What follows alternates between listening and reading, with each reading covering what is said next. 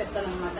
ఈ బీపీ వల్ల ఈ బీపీలో ఉన్న కాజెస్ అనమాట, అంటే కారణాలు ఇవన్నీ.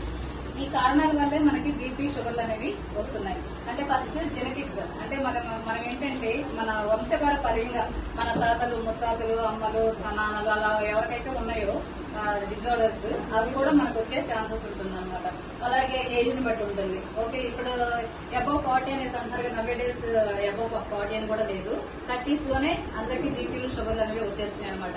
ఎందుకు బీపీ షుగర్లు అలా వచ్చేస్తున్నాయి అంటే మనం తీసుకునే ఫుడ్ వల్ల. అంటే మనం ఎలా ప్లేట్ తీసుకోవాలనేది కూడా మన అవగాహన లేకుండా మనం తింటున్నాం అనమాట.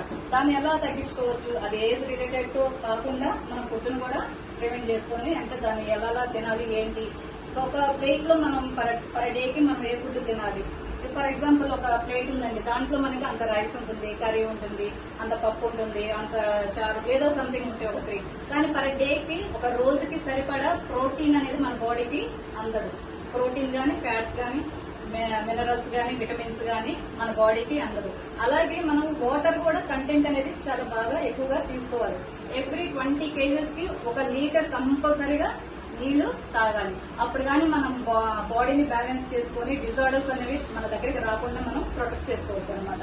అలాగే ఒబేసిటీ ఇప్పుడు ఓన్లీ 40 years దాటిన వరకు వస్తుందా? చిన్న పిల్లల దగ్గర నుంచి ఓల్డ్ ఏజ్ చాలా పెద్దవాళ్ళ వరకు ఉంటుంది. మనం తినే ఆహారంలో ఎక్కువ ఫ్యాట్స్ వెళ్ళి మన బాడీని ఏమవుతుందంటే ఒక షేప్ లేకుండా చేస్తుంది అనమాట. దాంట్లో మనం ఫ్యాట్ అనేది ఎక్యుములేషన్ అయిపోయి కొవ్వు అనేది ఎక్యుములేషన్ ఎక్కడెక్కడ అవుతుంది ఎక్కువ? మన స్టమక్ మీదే కొవ్వు అనేది ఎక్కువగా ఉంటుందన్నమాట. అట్లాగే ఫుడ్ డైట్, మనమైతే ఏమేమి ఆహారంలో పోషకాలు లేనివి తీసుకుంటున్నాము. ఓకే, ఇప్పుడు ఒక ప్లేట్ లో మనం మధ్యాహ్నం లంచ్ చేస్తాం, దాంట్లో ఏంటి అంత అన్నం, అంత పప్పు, అంత పచ్చడి, అంత చారు, అంత పెరుగుంటే సరిపోతుందా? అన్నం సరిపోదు. అన్నం కొంచెం ఉన్నా కూర ఎంత తినాలి? దాని ఎక్సెస్ డబల్ తినాలి. 1 కప్పు రైస్ అనుకోండి, 2 కప్పులు కూర తినాలి. అప్పుడు మన బాడీకి పోషకాలు అనేవి కరెక్ట్ గా అందినట్లు అనమాట. అట్లాగే ఇంకోటి స్మోకింగ్, అంటే సిగరెట్లు తాగుతారు, ధూమపానం చేస్తారు, బయట సిగరెట్లు చైన్ స్మోకర్స్ చేస్తారు. ఎందుకు? వాళ్ళకి లోపల ఉన్న లంగ్స్ గురించి హెల్త్ ఎడ్యుకేషన్ అనేది తెలియక వాళ్ళు తాగుతూ ఉంటారు. వాళ్ళు ఎందుకు అది ఎడిక్ట్ అవుతారు? కొంతమందికి స్ట్రెస్ తట్టుకోలేక ఎడిక్ట్ అవుతారు. కొంతమంది ఏదో చిన్న బాధలకి, చిన్న కష్టాలకి ఏదో తాగాలి, ఏదో ఒకటి చెయ్యాలి అన్నట్లు చైన్ స్మోకర్ గా అలా ఎడిక్ట్ అవుతారు. వాళ్ళు అలా అవ్వకుండా ఉండడానికి ఒక మెడిటేషన్స్ అనేవి చేసుకోవచ్చు. మన దినచర్యల్లో పొద్దున్నే లేచి ప్రశాంతంగా కళ్ళు మూసుకొని ఒక 10-15 minutes అలా చేసుకోవడం వల్ల వాళ్ళ ఆ మనస్తత్వం నుంచి, అంటే తాగాలి అనే మనస్తత్వం నుంచి డైవర్ట్ అనేది అవుతూ ఉంటారు అన్నమాట. అలాగే ఎక్సెసివ్ ఆల్కహాల్ కూడా ఎందుకు తాగారు? చిన్న ఇంట్లో చిన్న ఇష్యూ జరిగిందనుకోండి, చిన్న గొడవ అయిందనుకోండి, జెంట్స్ బయటకు వెళ్ళిపోయి ఫుల్ వాటర్ వేసేసుకొని మంచిగా వచ్చి గొడవ పెట్టుకుని మళ్ళీ అలా ఉంటారు.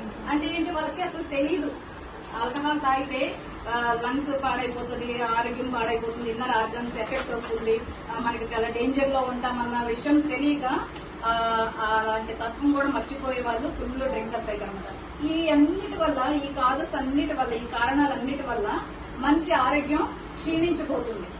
అవునా కదా? ఆ క్షీణించిపోవడం వల్ల ఏ మనిషి కూడా మజిల్ గెయిన్ అనేది చేయలేక నీరస పడిపోవడం అనేది జరుగుతుంది అనమాట.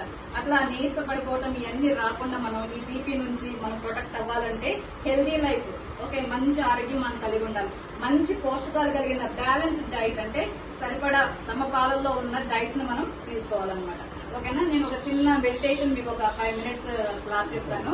డైలీ మీరు ఎర్లీ మార్నింగ్ లేచిన వెంటనే ఏం చేస్తారు? మీరు ఫర్ ఎగ్జాంపుల్ పొద్దున్నే లేస్తారు, వాకింగ్ కి వెళ్తారు, కొంతమంది అలా కూర్చుంటారు, కొంతమంది అలా పేపర్ చదువుకుంటారు. ఓకే, లేదంటే కొంతమంది టీ అలవాటు టీ తాగుతారు.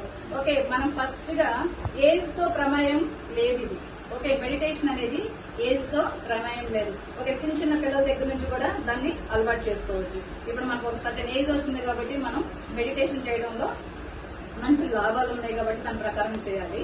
నేను ఆ మెడిటేషన్ ఎలా చేయాలనేది మీకు చెప్పి వెళ్తాను. ఓకే.